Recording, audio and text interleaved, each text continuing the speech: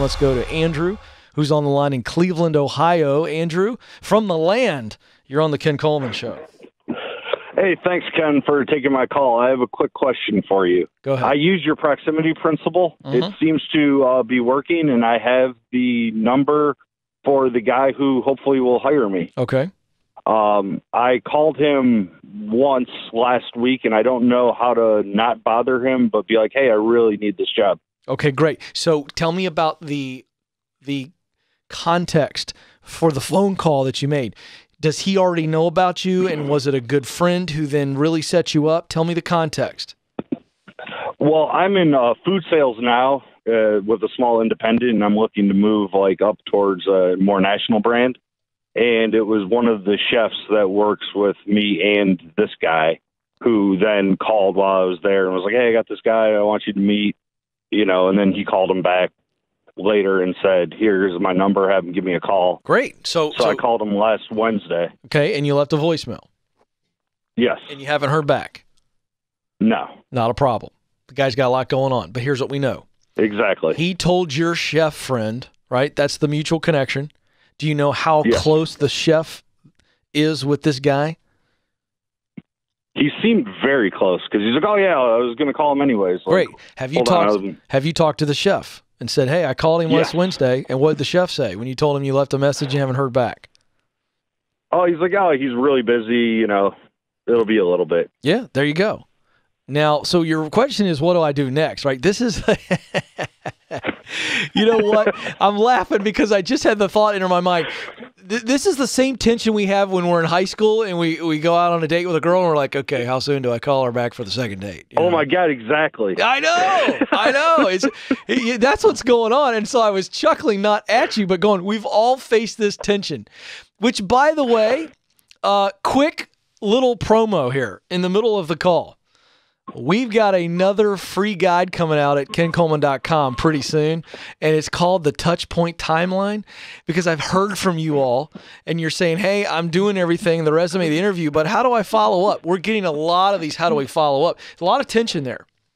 So I'm going to give some of it away right now to you, Andrew. So here's the deal.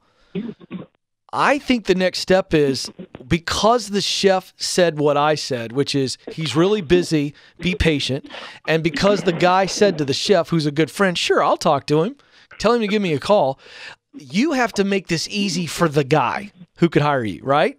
What you don't want to do is keep calling him and leaving a message, and then the guy starts to feel bad because he's not calling you back. You've done nothing wrong, by the way, if you call him again. But if you keep calling, he doesn't get back to you, the human brain takes over and we all start acting funky, right? And maybe that guy starts feeling bad about not calling you back, and you don't want him to associate your name and your voicemail with something that he keeps forgetting to do. It becomes oh gosh, I keep forgetting to call this guy back. You don't want to do that. So here's what I think you do. You know where this guy works, yes or no? Yes. Okay. You also know the chef well enough to say, do you have an idea what this guy's schedule is like? Just kind of learn a little bit, okay?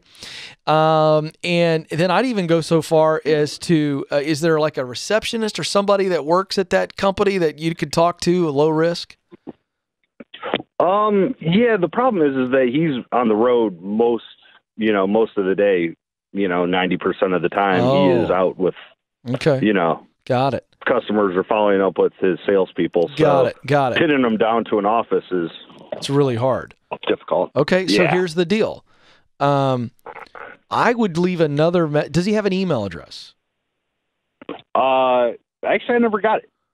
Okay, so now did you get a cell phone or did you just get an office number? I got a cell phone. Oh, great. Personal. Oh gosh. So I should have thought of this a second ago. This is where you send the text.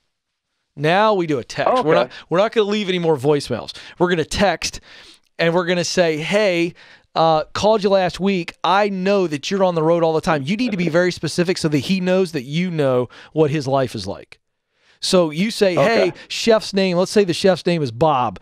You say, hey, Bob told me that you're on the road 90% of the time, you're never in the office, and I am beyond grateful that you're willing to talk with me, but I also know that you got a million things going on, and I want to talk to you. I'd love to work for you, but I want to make this easy on you. Do you ever do a morning coffee run? You know, what is an easy way for me to spend 10 minutes with you and make it easy on you? Some type of text like that. Do you understand what I'm saying? To where the guy goes, Oh, yeah. oh, well, this is cool. This guy's hungry, but he's not obnoxious. And that way it's low risk. You're just saying, hey, I know what is the easiest rhythm for you because I will actually show up whenever you want me to or hop on the phone whenever you want me to. I just know you got a million things going on. So how can I make it easy for you? You know what I'm saying? Perfect. Yeah. And I think you do that. And then I would ask the chef, here's one other little touch that's really, really thoughtful and I think can impress. I'd ask the chef, does this guy have a favorite food? Or does this guy have a favorite bar or restaurant? Or does he play golf? Does he go to the gun range? Like, find out something like that and send that guy a handwritten note with a gift card. And say, I just wanted to tell you that I'm grateful that you're even willing to talk to me. It's a big deal, and I heard that you love this, and so I just wanted to show my appreciation and look forward to talking to you in the near future. That's what I would do. I like that a lot. That's awesome. You see what I'm saying? We got a text, and I would also send I would also send a handwritten note with a small gift card. Let's not go over the top. I'm gonna creep this guy out. You know what I mean? Hey, I got you a 2-night stay in Cancun. You know, that's a little much, right? We just like, if the guy loves Dunkin' Donuts, I'm going to get the guy, you know, a $25 gift card to Dunkin' Donuts. And that guy's going to go, whoa, you're showing me gratitude before I've even talked to you? I owe you a phone call. That's what I think works. And it's low risk, low pressure. It makes you look super thoughtful and intentional. See, folks, desire is attractive. Desire is really attractive. I'm attracted to people that I think care deeply. I go, and that's somebody I'd like to work with. Or that's somebody that I admire. That's somebody I want to learn from. You know, if somebody says, hey, Ken, I want to work on your team. I'm going, man, I appreciate and admire people who show me desire, who say, I want it. And by the way, I write about this in the proximity principle too. There's all kinds of goodies in this book, might I just say. I talk about the balance between audacious and obnoxious. Audacity wins. Obnoxious repels. Audacity wins the day. Obnoxious pushes people away. That's pretty good. I'm going to write that down. I've never said it that way before. I'm going to say that one more time. It's so good. Audacity wins the day. Obnoxious pushes people away. You got to find that balance. And I think what we just described there for Andrew, that is audacious, but in no way obnoxious.